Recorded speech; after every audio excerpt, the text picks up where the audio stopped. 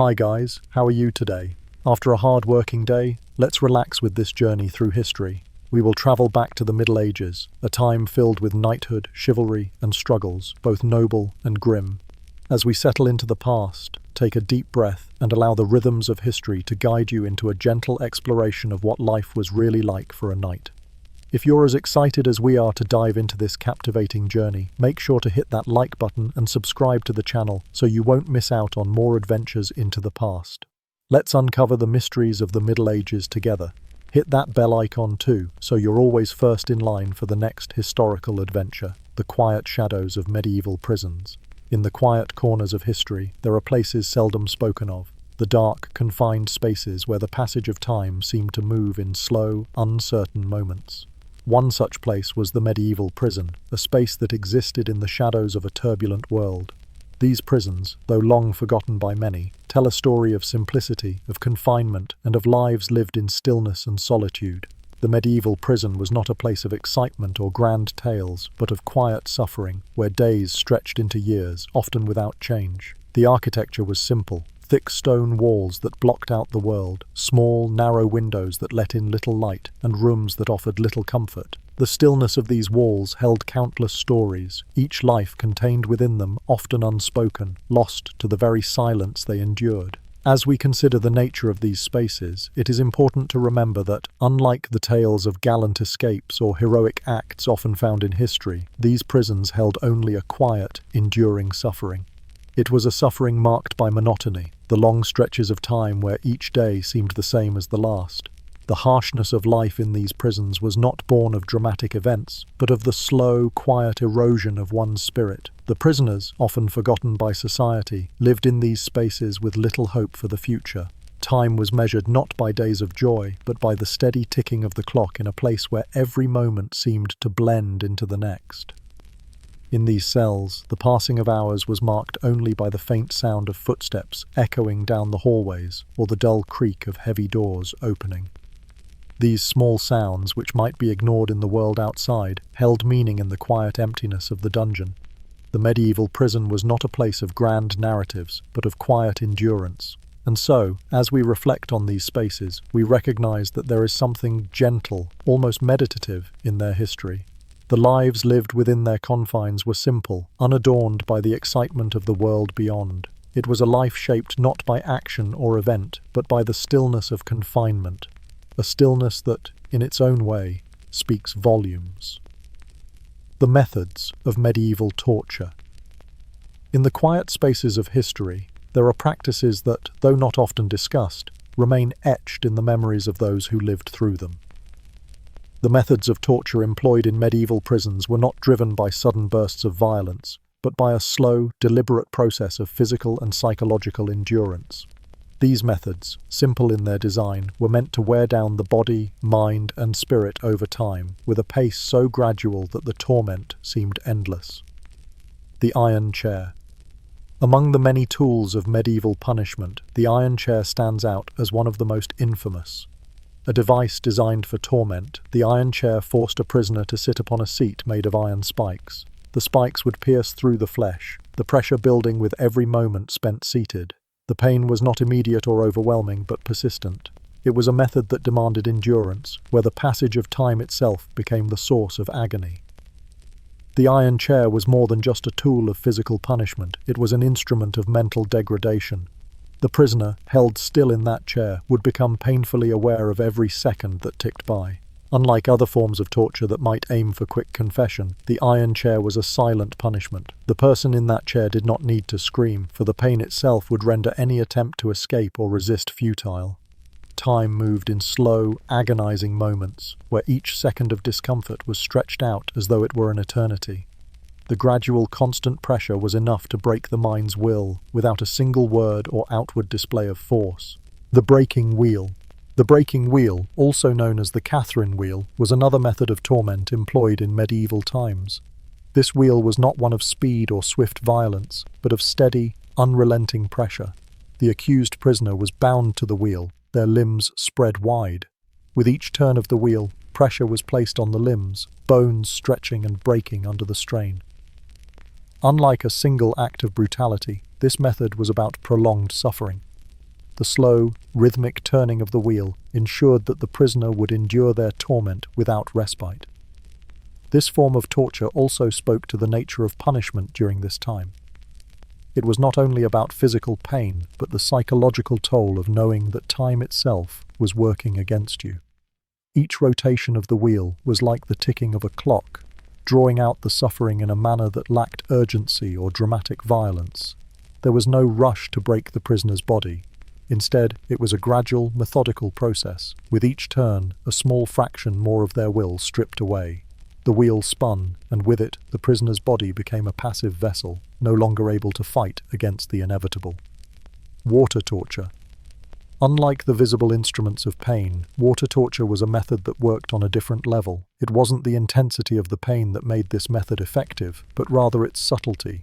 Water, once used for life, here became an agent of torment. A prisoner, bound and helpless, would have water poured over their body. It wasn't a quick splash, but a slow, deliberate stream that covered them. Each drop was a reminder of the passage of time, the mind fixating on the steady, inevitable process.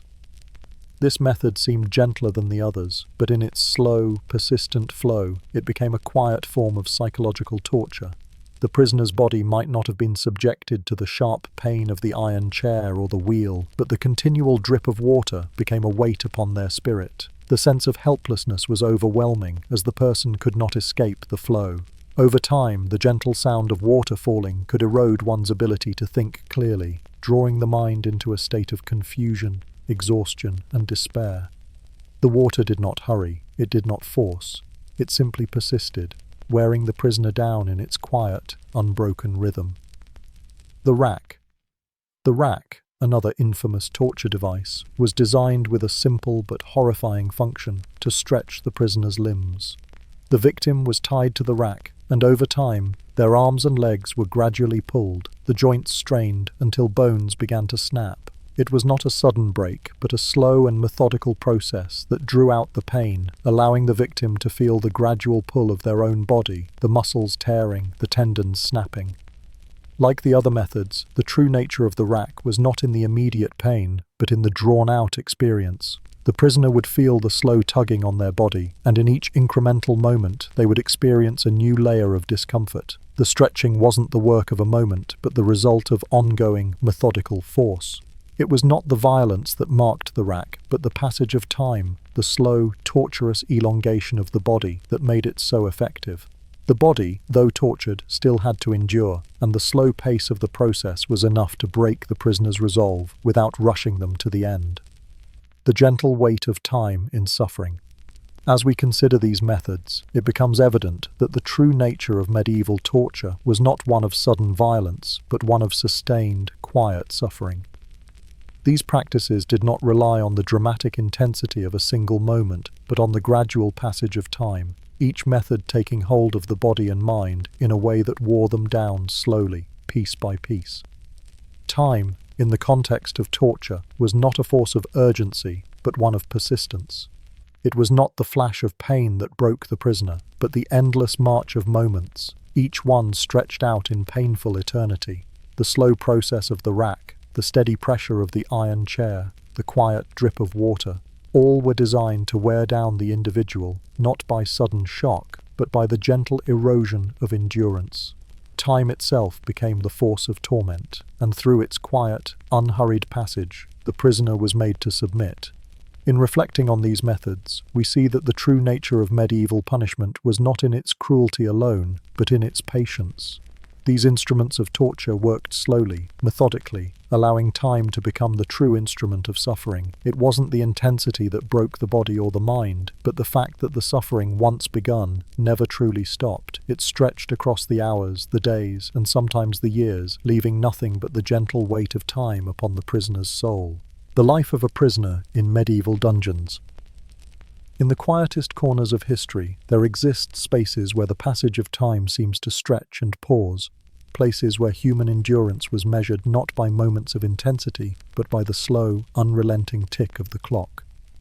Medieval dungeons, though often forgotten in grand historical narratives, hold within their stone walls a story of isolation, of stillness, and of the simple, unnoticed passage of time. Prisoners who found themselves behind these thick, unyielding walls were not merely held captive by the physical constraints of their cells, but by a more insidious force, the unbroken rhythm of time itself.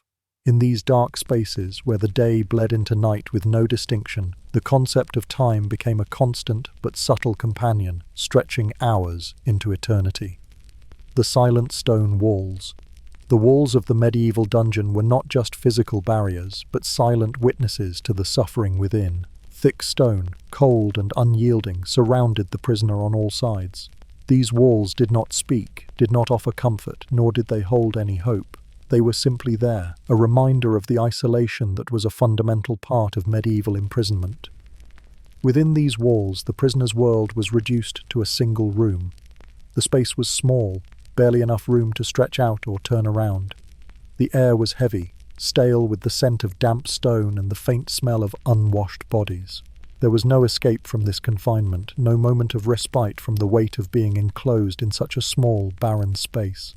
The stone walls of the dungeon were not made to be kind. They were simply barriers, walls that would hold a prisoner in, as time outside of them seemed to pass unnoticed. There was no promise of daylight, no glimmer of hope. The prisoner's life was bound to the rhythm of the walls, each moment spent within them stretching and unfolding as if the world beyond had ceased to exist.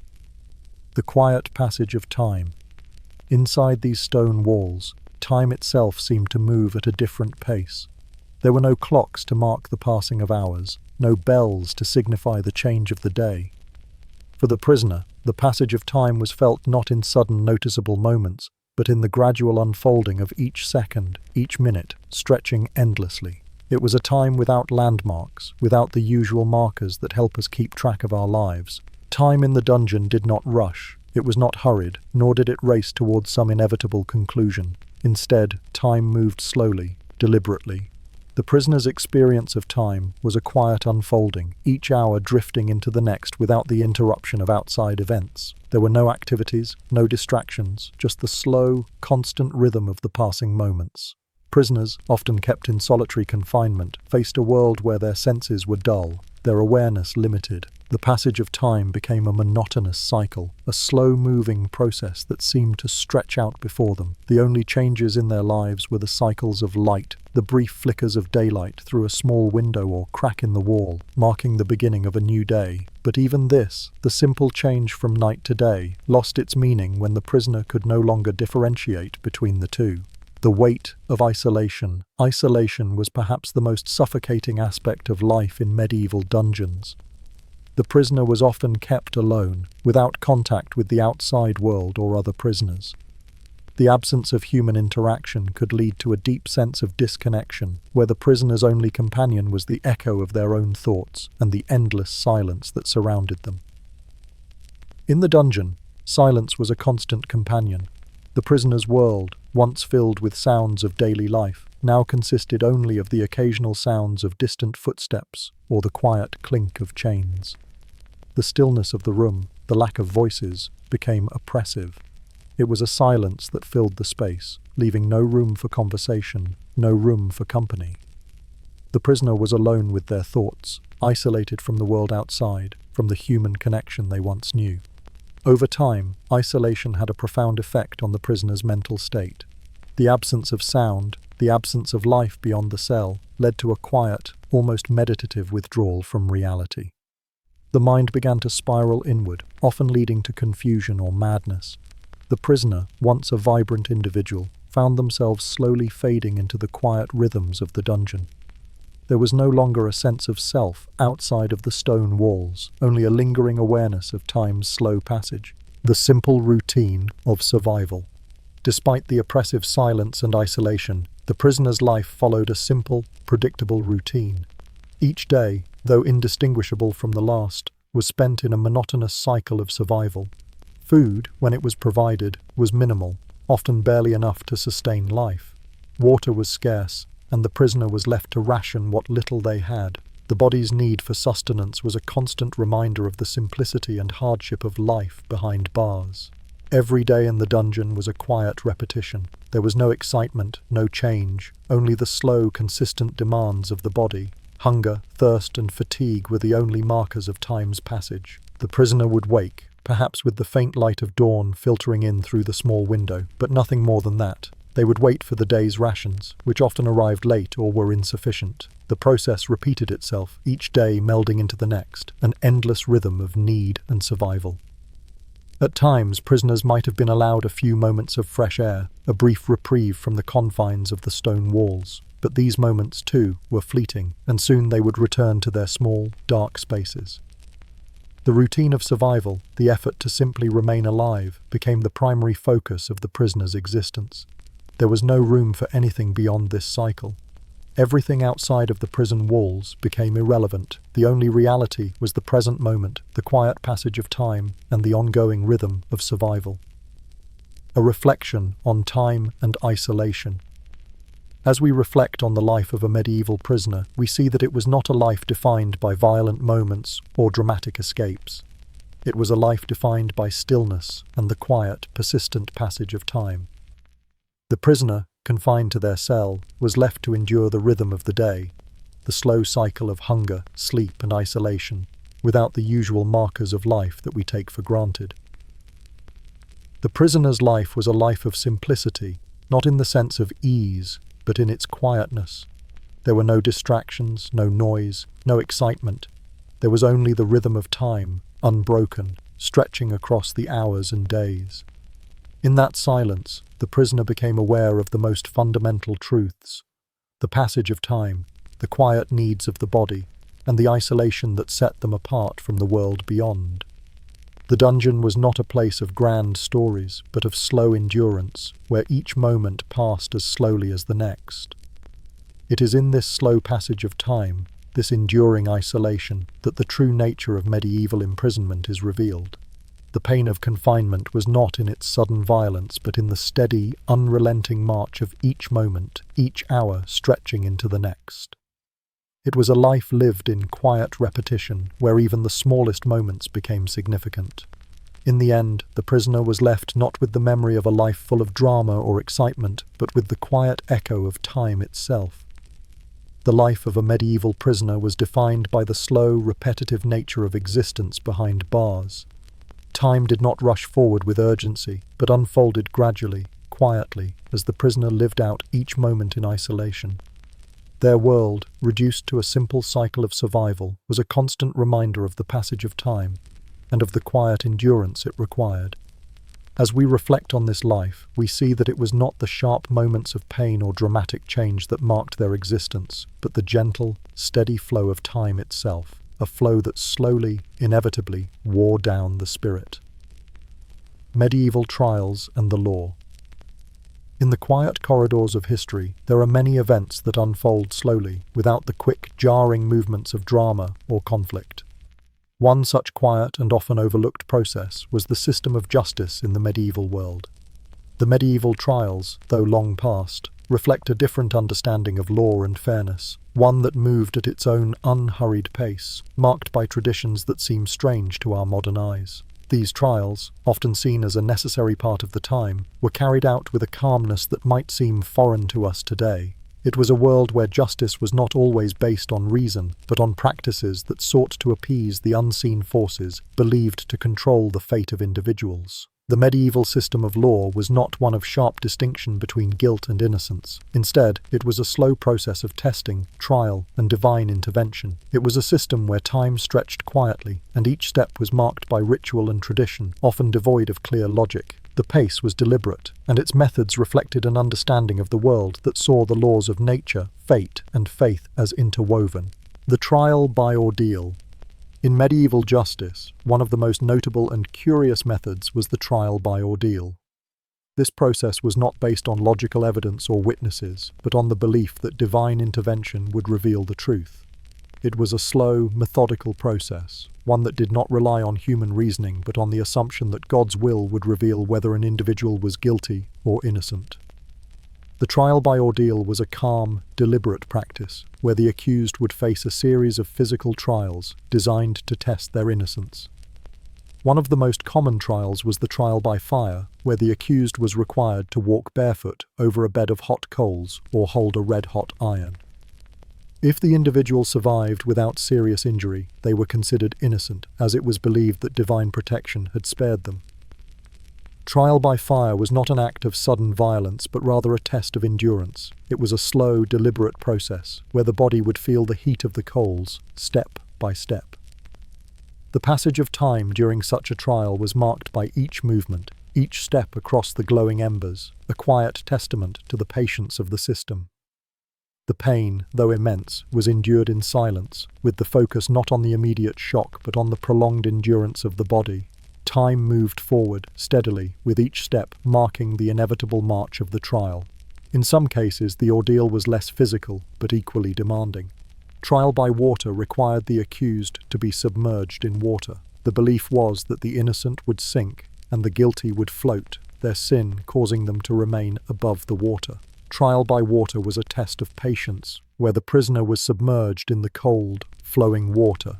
It was not an instant test, but a quiet and drawn-out process. The body, held beneath the water's surface, would wait for the inevitable judgment. Time seemed to stretch during the ordeal, the silence of the water broken only by the soft ripples and the prisoner's breath, each moment lengthened by the stillness of the act.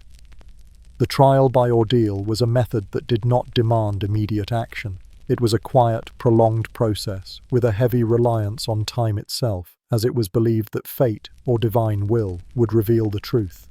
In its own way, it was a reflection of how the medieval world viewed justice. Slow, uncertain, and intertwined with faith and superstition, the role of the church in justice. The medieval justice system was not only shaped by local lords and kings, but also by the church, which held considerable influence over the legal proceedings of the time. The church's involvement in legal matters was often quiet, but profound. It was not a system that aimed for quick conclusions or sharp distinctions between right and wrong, but one that aimed to restore order through a careful and deliberate process. The church played a significant role in guiding the process of justice. The priests, the judges, and the clerics all had a role to play in ensuring that the trials proceeded according to tradition, faith, and divine will. The rhythm of the trial was marked not by haste, but by an adherence to rituals that sought to provide a connection to something beyond the earthly realm. It was a legal system governed by the belief that true justice could only be attained through the guidance of the divine, not through human action alone. While the church's influence was powerful, it was not always a straightforward or impartial process. For many, the trials were seen as a way to maintain control over the masses, a system that kept the fear of the unknown alive. But to others, the connection between the law and faith was simply a reflection of the worldview of the time, a worldview where justice was not simply a human matter, but something that required divine intervention. The slow nature of justice. The very nature of medieval justice was slow. It was a process that did not hurry to find guilt or innocence, nor did it rush to a conclusion. Instead, it was drawn out over time, with each part of the trial unfolding at its own measured pace. Whether it was the trial by ordeal, the long periods of imprisonment while awaiting trial, or the quiet deliberations of the judges, time seemed to move differently in the medieval legal system. The wheels of justice in medieval times turned slowly. The trial did not happen in a rush, nor was it quick to reach a verdict. Each step was measured, deliberate, and without haste. Time was not seen as a limited resource to be used quickly. Rather, it was something that would reveal the truth over time. The trial, in its own quiet rhythm, was an exercise in patience, where the passage of time itself became a tool of judgment. The longer the process, the more likely it was that the truth would emerge, not in a flash, but in a steady, unfolding manner. The role of time in the medieval legal system was not to rush to judgment, but to allow for divine or natural forces to guide the proceedings. Even in cases where there was no clear evidence, the process of waiting, of enduring the trial, became part of the judgment itself. It was not a system designed for quick answers, but one that demanded patience, endurance, and the quiet passage of time. A reflection on time and justice. As we reflect on the medieval justice system, we realize that it was not a system defined by immediate action, but by a slow unfolding of events.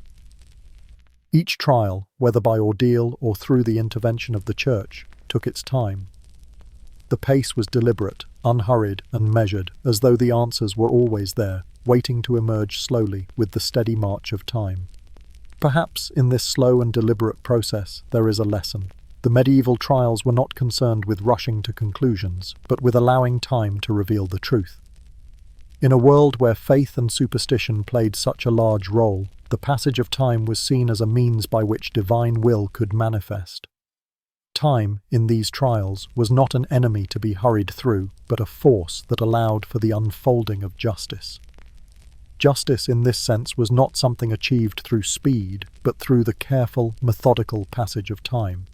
In the end, whether or not one found justice in these trials is another question, but the approach to justice itself was clear. Time would unfold the truth, slowly, patiently, inevitably. Medieval trials and the law were not quick, decisive moments. They were slow, deliberate processes where the passage of time became an essential part of the experience. Whether through the trial by ordeal, the guidance of the church, or the careful steps taken by judges and clerics, justice was not something to be hurried. It was a system that, in its own way, understood that truth, much like time, could not always be rushed. It would reveal itself quietly, with a rhythm all its own.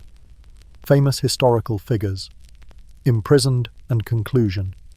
In the quiet folds of history, there are figures whose lives intersected with the harsh walls of imprisonment. Their stories, though often marked by suffering, were shaped not by sudden bursts of drama or high-energy events, but by the steady, slow march of time. For these individuals, the dungeon was not merely a place of physical restraint, but a space that reflected the pace of history itself, unhurried, methodical, and full of quiet endurance. Joan of Arc, the quiet strength of faith. One such figure was Joan of Arc, the young French heroine whose life was abruptly interrupted by imprisonment. Known for her courage and unwavering faith, Joan was captured during the 100 Years' War and subjected to trial and imprisonment. Her time in the dungeon was not filled with loud moments of defiance or dramatic confrontations. Instead, it was a time marked by her quiet strength and deep conviction, even in the face of uncertainty. Joan's time in the dungeon was not one of quick action, but of contemplation and faith. Surrounded by the stillness of her cell, she held fast to the belief that she had been chosen for a higher purpose. In the silence of her confinement, time moved slowly, each hour stretching into the next, without the distractions of the world outside. It was not the clash of swords or the roar of battle that defined her imprisonment, but the inner resolve that quietly endured through the passing days. Her story is not one of sudden bursts of emotion, but of a deep, steady presence. Even as her captors sought to break her spirit through harsh interrogation, Joan's conviction remained unshaken. The stillness of the dungeon, with its unbroken silence, became the backdrop for her enduring strength. Time in her prison was not rushed. It unfolded in a rhythm of patience and persistence, marking her quiet resilience.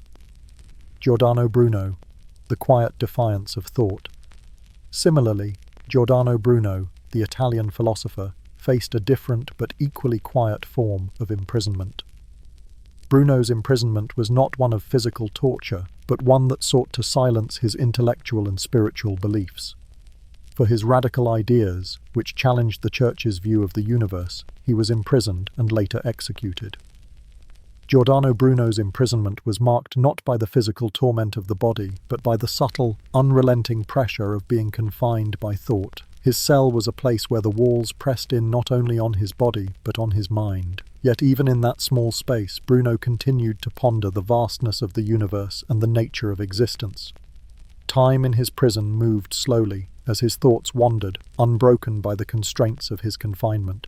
The silence of his imprisonment was not one of helplessness, but of quiet, persistent defiance.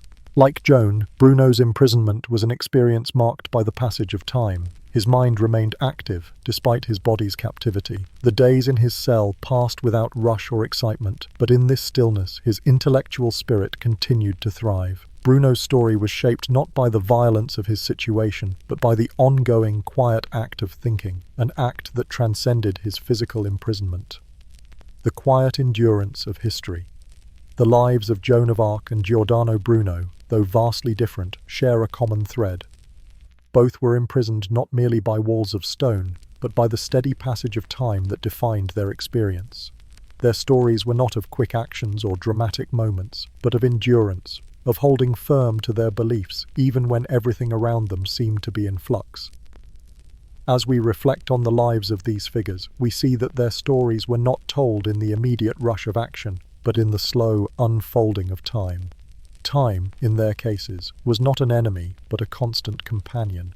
It was in the quiet moments, in the solitude of their cells, that the true nature of their spirits revealed itself.